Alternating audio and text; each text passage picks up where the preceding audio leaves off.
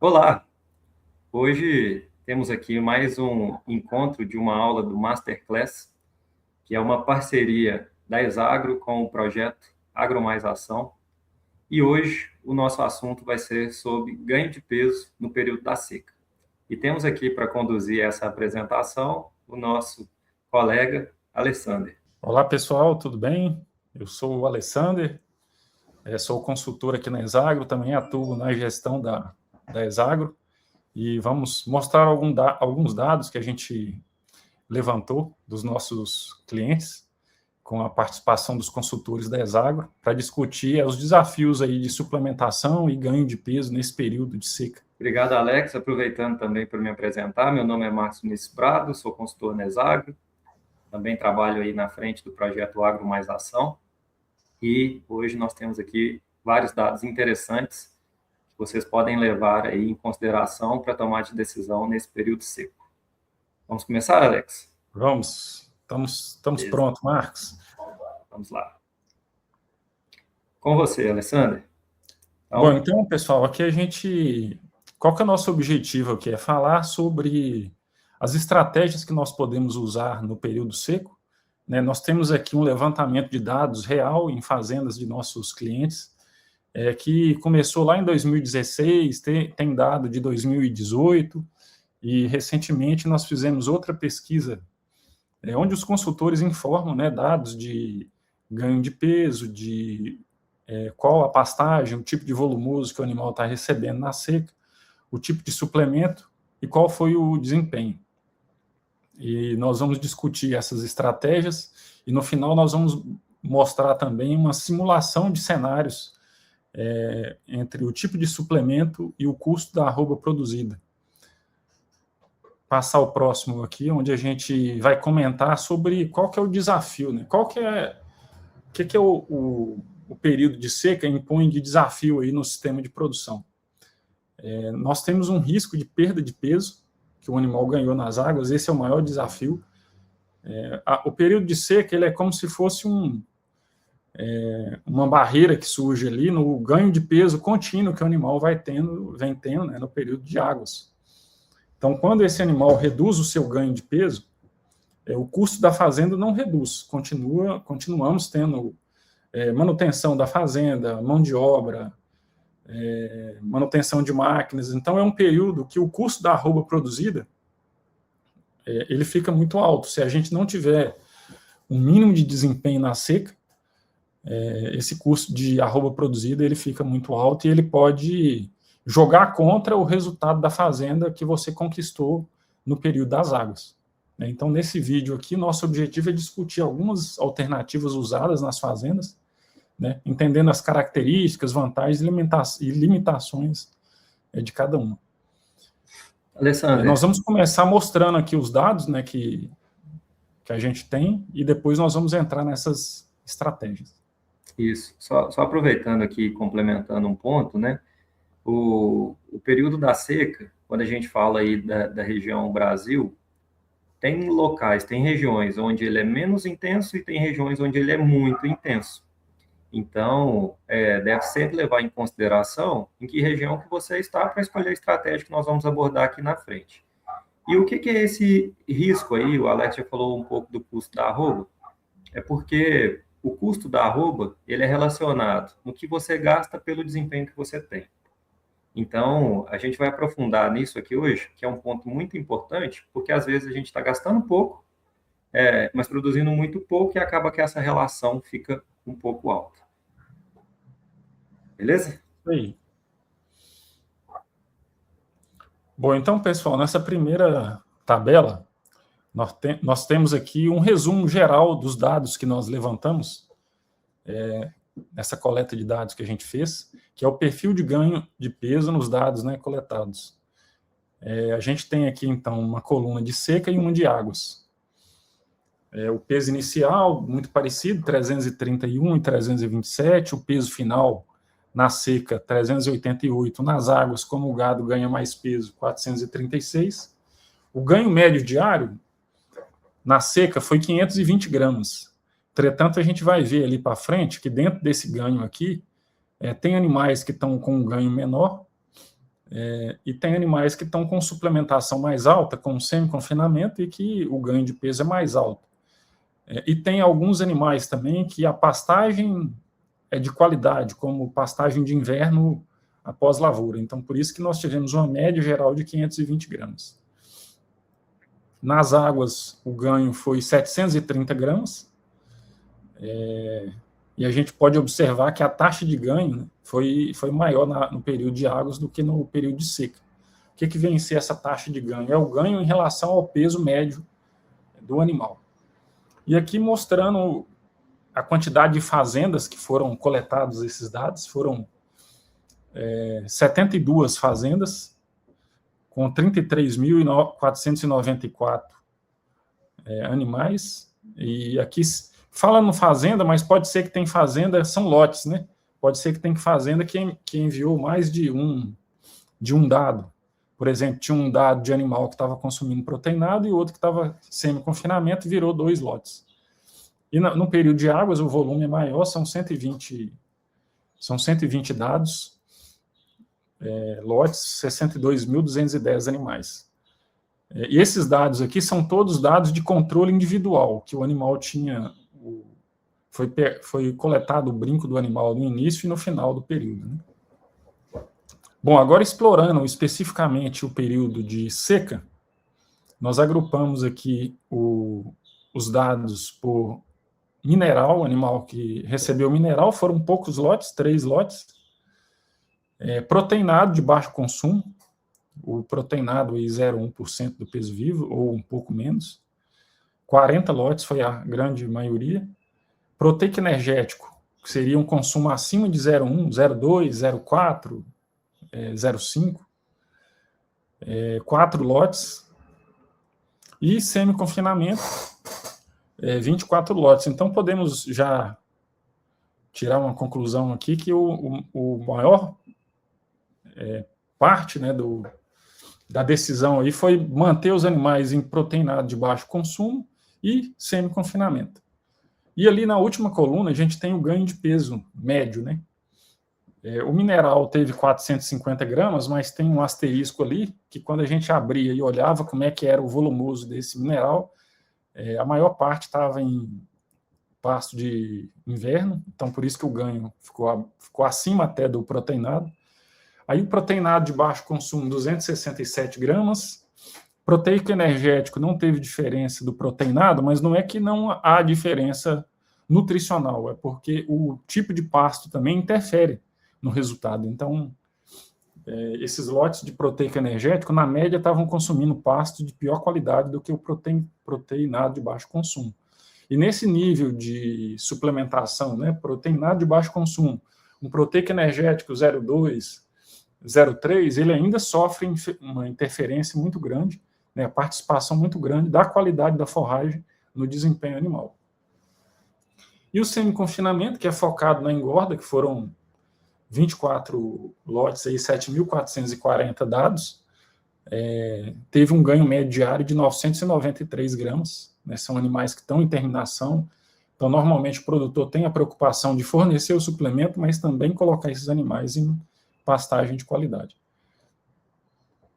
Aproveitando o comentário, né, do semi-confinamento, então a gente começa a ver também na análise desse banco de dados uma preferência aí pelo proteinado de baixo consumo, mais voltado para animais da recria.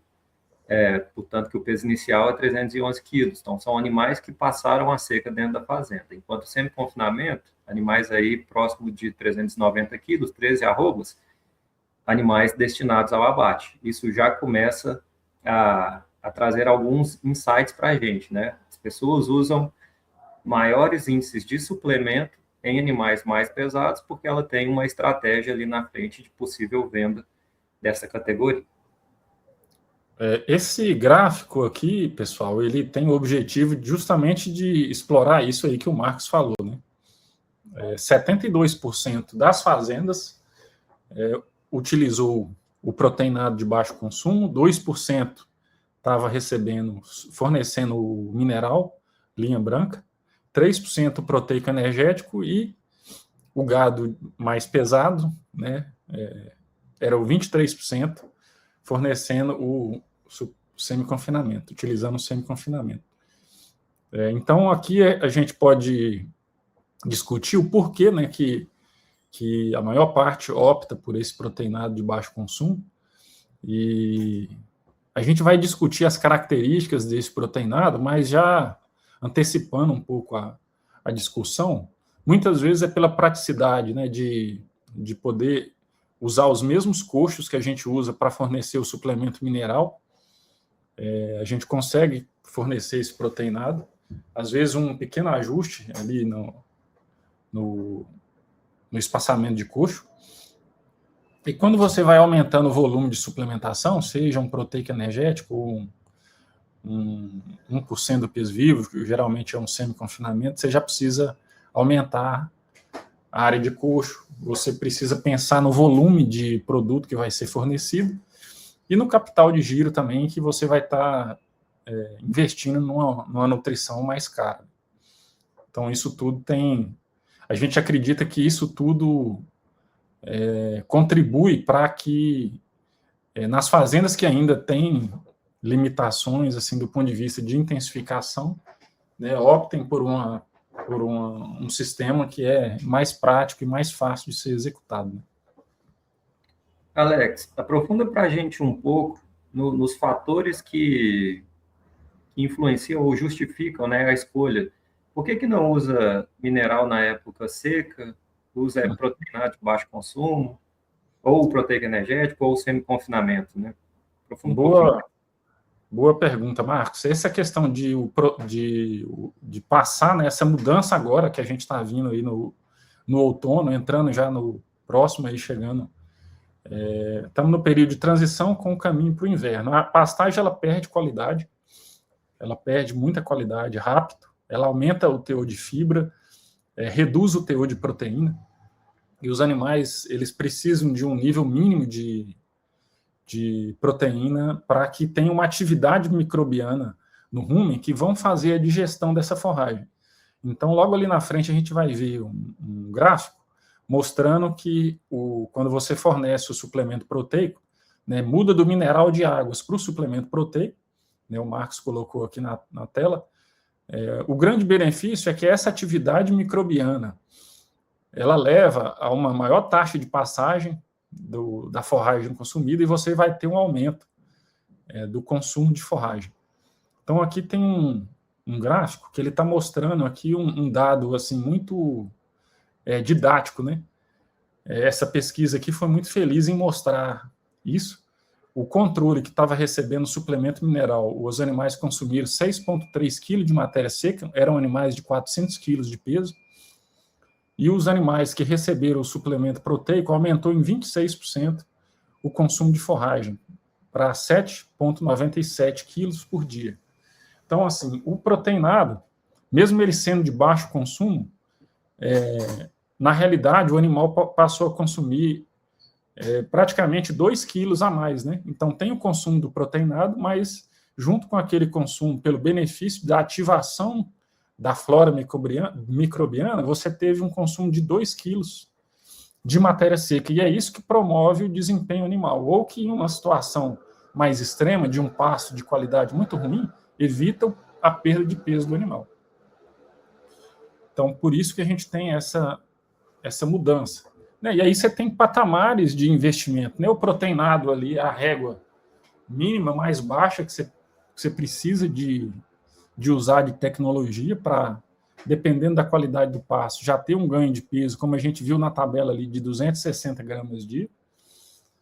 E os novos patamares de consumo, se você estiver aumentando o consumo, você vai fornecer maior quantidade de proteína, maior quantidade de energia. E essa energia, às vezes, que vem aí de um milho, por exemplo, tem um pouco de amido, isso é importante para que você tenha um aumento da proteína microbiana produzida no rumen. Aqui a gente está vendo também um pouco do perfil do suplemento que foi usado, né, que de certa forma é um direcionamento aí para a formulação do proteinado da fazenda. Né, a mistura que deu mais resultados tinha várias tinha várias misturas, tinha 3 tipos, um proteinado de 30%, um de 40% e um de 50%. Para essa situação, o melhor foi o proteinado de 30% de proteína, onde 70% aproximadamente da fonte proteica era ureia, né, nitrogênio não proteico, e 30% era proveniente de proteína vegetal, seja um farelo de soja, um farelo de algodão ali, e complementando o volume de produto ali com milho. Então, foi a melhor combinação que teve melhor resultado. Alessandro, esse gráfico, ele é interessante, né? Porque ele justifica até aquela pergunta anterior. Por que utiliza, então, um proteinado, né? Um produto que tem um pouco de proteína e um pouco de energia, e é pouco mesmo, né? Porque não é essa quantidade que vai promover o ganho de peso do animal.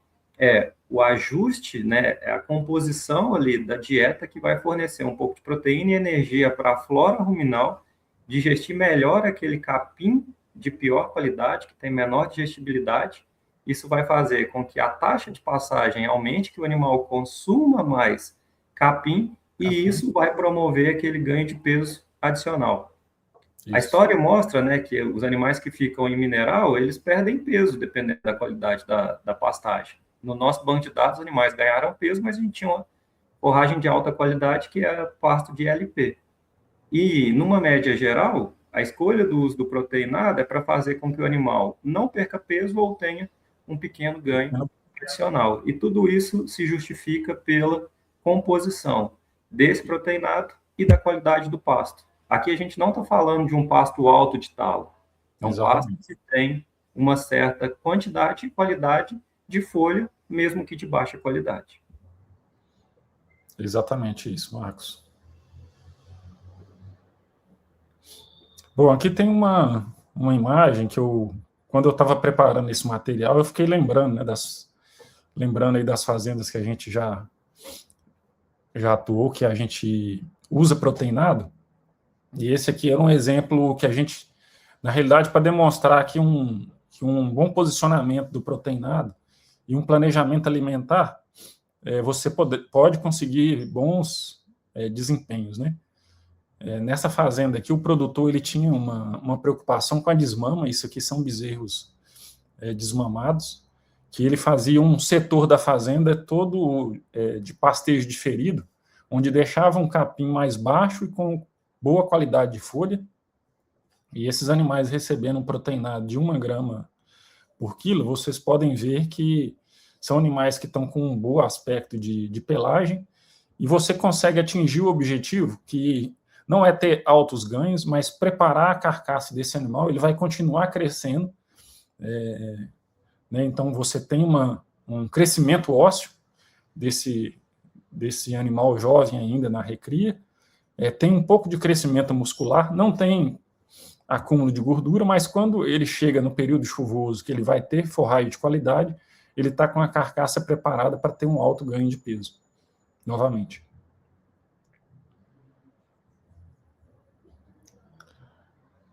Bom, mudando então um pouco agora, um pouco de assunto, né, Marcos? Nós temos aqui, qual que é o nosso objetivo aqui agora? Nós vamos discutir, nós falamos ali da linha básica, né, da linha de frente, que é o uso do proteinado no período seco e os seus desempenhos. E aqui agora a gente trouxe uma simulação onde nós vamos explorar as características de outros tipos de proteinado, o 0,2, um 0,5 e o 1,2% do peso corporal, o impacto que isso tem no custo da fazenda, qual que é o desempenho e o custo da arroba produzida. Essa análise e simulação ela ficou interessante porque ela tem a composição do produto e o custo da arroba produzida, que tem fatores importantes na escolha e na decisão da fazenda, na tomada de decisão. Então, esse assunto, quando a gente conversou para trazer essa apresentação para vocês, isso vem muito aí de contatos que a gente tem com as fazendas e até com produtores, que se preocupam com esse custo. É melhor eu engordar um animal na seca da fazenda ou eu comprar um animal? O que é mais barato? A minha arroba produzida está mais cara do que o animal no mercado? É melhor eu comprar no mercado. A minha arroba produzida está mais baixa? É melhor eu produzir aqui dentro de casa. Então, esses são fatores que devem ser levados em consideração até mesmo para a escolha do produto. Se eu acelerar um pouco mais, o que isso vai impactar? Mas dentro de um contexto como um todo, tem vários fatores que influenciam nessa decisão. Bom, vou começar discutindo, então, cada coluna aqui a sua característica, né? A primeira coluna foi o que a gente falou mais até agora, que é o proteinado de 1 grama por quilo, também chamado de 0,1. Aqui nós estabelecemos um patamar de fazenda aqui de 3.500 cabeças na seca, né? Onde ela tem um custo operacional. Como que foi calculado esse custo operacional? O custo fixo anual da fazenda dividido pelo número de cabeças da fazenda médio. Então, nós chegamos num custo mensal e num custo, dividiu aí por 30 dias, você chega num custo diário, né? No caso aqui do 0,1 está 1,30, e a gente foi subindo um pouco esse custo. Então, o 0,2 é 1,40 por dia, o 0,5 1,60, e no 1,2 é 1,60, nós vamos explicar o porquê daqui a pouco. Esse custo a mais do suplemento 0,2 em diante é porque você tem uma movimentação maior de produto, e então você vai ter um custo, além do custo base fixo da fazenda, para distribuir esse produto. Além do 0,1, que seria um 0,2, um 0,3, você já tem que fornecer esse produto diariamente. Essa é outra facilidade do 0,1, que é você poder colocar o produto, às vezes, 2 ou 3 vezes por semana, dependendo da sua estrutura de coxo, né? O custo diário do suplemento aqui está em função do consumo do suplemento e do custo em reais por quilo. Então, no caso do 0,1 ficou em 0,7, o 0,2, 1,10 por dia, animal dia, o 0,5, 2,30 e o 1,2, 3,30. O custo diário total, que é a soma do custo operacional e do custo do suplemento. Aqui trouxe de novo, né, a estratégia 0,1, 0,2, 0,5, 1,2. Os ganhos de peso aqui que a gente trouxe, né? O 0,1 ganhando uma média de 150 gramas dia, um 0,2, 0,25, 250 gramas dia, um 0,5, 366, e 1,2, 620 gramas dia. Esses ganhos, pessoal, eles vão mudar em função da fazenda. Então, a pessoa pode falar assim, mas aqui na minha fazenda o 0,1 ganha 200 gramas, ou ganha 250 gramas, ok. Talvez não seja só por conta do produto, mas com certeza a qualidade da forragem e a disponibilidade de forragem. O fator que mais interfere, que mais é correlacionado com o ganho de peso de animais no período, em qualquer período, né, mas no período seco também, é o consumo de forragem, não é o consumo do suplemento. Então, quando o animal consome mais, ele ganha mais peso. O período que foi ali considerado 150 dias, e aí a gente chega no número crítico aí, que é o foco, né? Que é o custo da arroba. Então, temos o custo diário, temos o ganho de peso, produziu X arrobas. Então, podemos observar o seguinte, o custo do proteinado de baixo consumo, ele foi o mais alto, R$ 406 por arroba, e nos faz pensar, então, se essa estratégia é a melhor estratégia. E aí a gente pode aprofundar aqui, fazer um cenário, que aqui os animais ganharam 150 gramas. Mas suponhamos que por alguma questão de manejo, da qualidade do pasto, da taxa de lotação, esses animais tivessem ganhado, por exemplo, só a metade, 75 gramas dia, esse custo automaticamente aqui subiria bastante, talvez para R$800, né, por arroba. Então, encarecendo muito. E isso praticamente é a metade do ano, então vai impactar no custo e no resultado da fazenda. O 0,2, como teve o maior custo, né, a gente passou ali de R$2 para R$2,50, mas aumentamos o ganho em 100 gramas, o custo da arroba já ficou bem mais viável, em R$300 por arroba. O 0,5 ficou muito parecido com o 0,2, né? O custo subiu, mas o ganho também subiu, ficou em R$317 por arroba. E o 1,2%, que foi a estratégia mais cara, R$4,90 por animal dia, ela ficou em R$236 por arroba. Daqui a pouco nós vamos voltar nessa comparação, mas para fazer dissecar aqui a tabela como um todo, né, nós temos aqui na linha volume de suplemento, como que vai aumentando, né, a quantidade de suplemento. Quando a gente passa de 0,1 para 0,2, a logística aí dobra, né, de 150 toneladas no período para 300, para 0,5 aumentou para 780 toneladas, e o 1,2 para 1.700. Então, quando a gente sai de 0,1 para 1,2, praticamente a gente aumentou em 10 vezes, um pouco mais de 10 vezes, o movimento de produto, né, fornecido aí na fazenda, né? E o custo também, né? Aqui a gente fez questão de não colocar só o custo do suplemento, né? Então tem um fator aí interessante. Apesar que o suplemento vai subindo, o custo ele não sobe na mesma proporção. Vejam que o 0,1, o custo na seca é de 1.060.000. No 0,2, você dobrou o fornecimento, mas o custo passou para 1.300. Por quê? Você tem um custo base, que é o custo operacional, que tem para todo mundo, né? Então, esse é o ponto de atenção que a gente tem que ter, né? E saindo do 0,1 para o 1,2, que é o mais caro, ele aumentou em 2,5 vezes o custo total no período. Quer comentar alguma coisa, Marcos? Que aí a gente volta a explorar ali a questão do custo da arroba. Perfeito, Alex. Essa questão, né, da escolha do suplemento, além do custo, vale a pena reforçar que é a estratégia e estrutura. Né? Uhum. O que você quer do seu animal? Nós já falamos aqui que normalmente o produto 0,1 é o escolhido porque a fazenda não tem estrutura, não quer desembolsar tanto, então esse produto vai ser fornecido às vezes no mesmo coxo de sal mineral, que não é o ideal, né? Porque se a gente fala em espaçamento de coxo, sal mineral em torno de 5 centímetros por cabeça, o proteinado a gente já tinha aqui aí o 0,1 para 15 centímetros, 20 centímetros. Isso já necessita de investimento em área de coxo. Quando a gente vai para 0,2, 0,5 e 1,2, a gente tem que ir aumentando.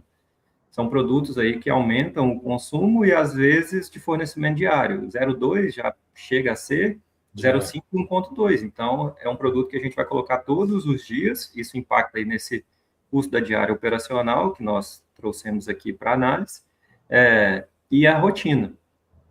Outro fator importante, então, é esse volume, né? Do 0,1 para o 0,2, a gente dobra o volume que vai ser colocado. Então, necessita mais de fábrica, mão de obra, são pontos que devem ser levados em consideração, porque isso vai impactar ali nesse custo também, né? A gente está comprando mais produtos, mesmo que ele tenha um custo por quilo mais barato, porque a gente consegue diluir isso de um proteinado até uma ração de 1,2, mas o desembolso é bem maior. E um outro fator que deve ser levado em consideração é a estratégia de ganho. Um animal que está ganhando aí 150 gramas, ele vai produzir uns 22 quilos aproximadamente. Isso não é nenhuma arroba no período seco. Enquanto o 1,2 a 620 vai produzir 3 arrobas no período. Então, assim, a gente entra com um produto de menor consumo, mas produz menos, que vai fazer essa arroba aí de R$400. E o outro, a gente vai desembolsar mais, mas o animal também vai desempenhar bem mais. Então, se você tem uma meta de produção e de ganho de peso, um animal, se ele entrar na seca com 300 quilos, na entrada do período das águas, ele vai ter aí no primeiro uma arroba a mais, 330, vamos arredondar. Enquanto o outro vai ter 390. O tempo depois do resto da recria e da engorda é diferente entre esses níveis de suplementação. E isso também tem que ser levado em consideração dentro do seu negócio e do seu projeto. Marcos, acho que aqui agora a gente pode caminhar aí para uma visão geral, aí um resumo, né? que não tem sistema, não tem um sistema que é melhor do que o outro, porque falar, então todo mundo tem que migrar para o 1.2? Não, porque tem um momento que aquela fazenda tem a estratégia da fazenda, tem situações que você não quer, tem momentos que você não quer aumentar o gado da fazenda, até por uma questão de mercado, né, que você quer explorar o ganho a pasto com a maior oferta de forragem. E aqui nós estamos vendo, fala assim, então o 0,1 é inviável? Não, porque aqui a gente está vendo só o ganho da seca, né? E o ganho das águas, ele é muito mais barato para todo mundo. Então, quando você fizer o custo anual da fazenda, esse custo da arroba pode ficar interessante. O que vai mudar muito é a velocidade que esse dinheiro vai retornar para o produtor. Né? Quando o animal, em uma fase, ganha menos tempo, ele vai girar menos. Então, ele tem que ter mais animais para vender uma determinada quantidade de animais, mas isso também ele pode, como ele gasta menos, a margem dele pode ser maior. E no final das contas, a rentabilidade pode ser até parecida. Né? Então, cada estratégia, né, para isso que existe o planejamento da fazenda, para poder definir qual a estratégia que vai ser adotada. Né? E uma estratégia, um posicionamento de suplementação não é simplesmente o suplemento em si. Por exemplo, se você define uma suplementação mais alta, você tem que pensar como que vai ser o pós-suplemento daquele animal. Né? Você não pode simplesmente que ele vem ganhando 620 gramas e depois vou colocar ele num pasto que está com um manejo inadequado, um pasto que não está bom, ou você tem que definir agora que o patamar de nutrição desse animal é crescente, né? Então, talvez já continuar uma suplementação, comprou o animal, fez essa suplementação mais intensiva, voltou para o pasto como suplemento, seja um 0,3 ou às vezes até 1% do peso vivo, e esse animal vai ser abatido, né, talvez num ciclo curto aí, entre a compra e a venda de 10, 12 meses. Então, tudo isso tem que ser pensado, né? E aí você tem que pensar no custo de compra, no custo que o suplemento tem historicamente naquela região e o preço de venda. Isso é bem importante, Alex, porque cada fazenda tem um projeto, cada fazenda está em uma região e a suplementação, ela é uma ferramenta. Então, Exato. pode ter categorias que vão receber dentro da sua propriedade o 0,1, outras categorias o 0,2, outro o 0,5, outro 1,2, dependendo do seu objetivo. Exatamente. Né? Então, o animal que eu quero terminar, no período da seca, eu tenho que aportar mais, colocar mais insumo nele para ele chegar no ponto de abate.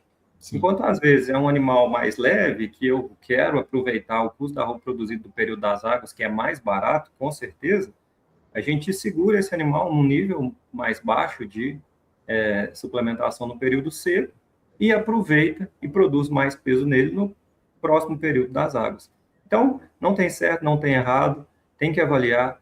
É importante levar em consideração o custo desse suplemento, a mão de obra, a sua estrutura, a logística de distribuição desses produtos. Não é só olhar para o desembolso total.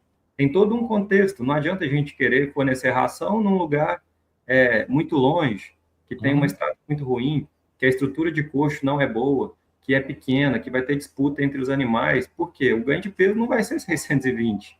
Sim. Ele vai ser muito variado. E aí, o que vai acontecer? Esse custo da arroba produzida pode ficar até maior do que o 0,1. Se a gente colocar esse animal ganhando aí 300 gramas, que seria o desempenho do 0,5, com esse volume de suplemento que vai ser colocado, o custo vai ficar altíssimo.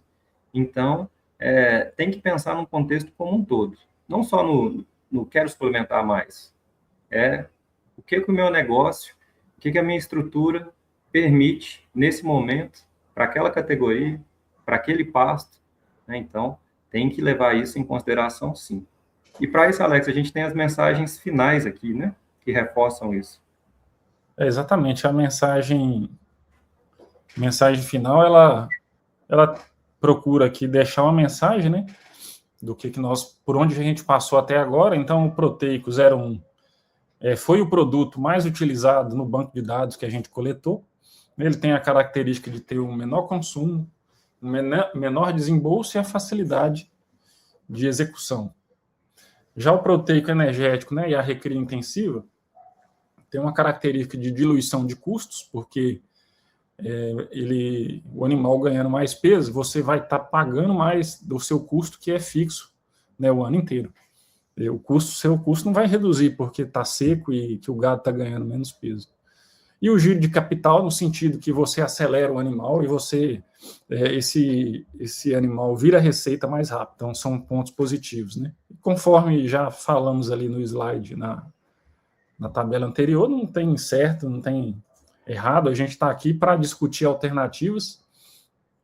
E hoje, eu acho que uma vantagem que a gente tem é acesso a muitas pesquisas e muita informação.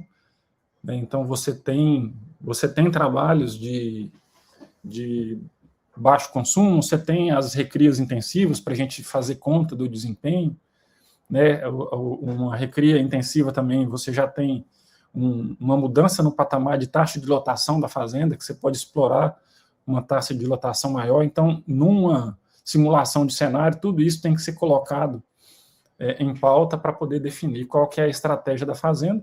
Daí não vai ser uma estratégia um ano sim, um ano não. Tem que ser um planejamento de médio prazo, pelo menos, para direcionar os projetos que você tem que fazer de ajuste para encaixar esse planejamento de suplementação. Alex, obrigado pela contribuição. O nosso objetivo aqui era trazer os dados, né, os desempenhos que ocorreram, né, que foram fornecidos aí pelos consultores para a nossa análise do banco de dados. São dados interessantes, né? A gente vê essa prevalência aí do uso do proteinato. A justificativa nós abordamos aqui dentro do vídeo, porque tem a ver com desembolso, tem a ver com estrutura, tem a ver com desempenho esperado para aquela categoria. E a gente já vê uma tendência, né, dos animais pesados recebendo aí, entrando num semi-confinamento, recebendo mais produtos, né, mais insumos para aumentar o ganho de peso e esse animal chegar no ponto de abate sem passar a seca toda pela fazenda, porque o nosso grande objetivo final aqui é falar que o importante é não deixar o animal perder peso. Ele tem que produzir. Então, se a fazenda está com uma forragem de pior qualidade ou até sem forragem, vale a pena aumentar o fornecimento do suplemento para aproveitar talvez um efeito substitutivo e produzir peso. Porque quando a gente deixa o animal perder, depois a gente tem que gastar um tempo recuperando para a gente recompor aquela carcaça ali que foi perdida. É isso aí. Muito obrigado aí, Marcos, pela parceria aí. E achei muito bom aí a discussão. Obrigado. Tchau, tchau.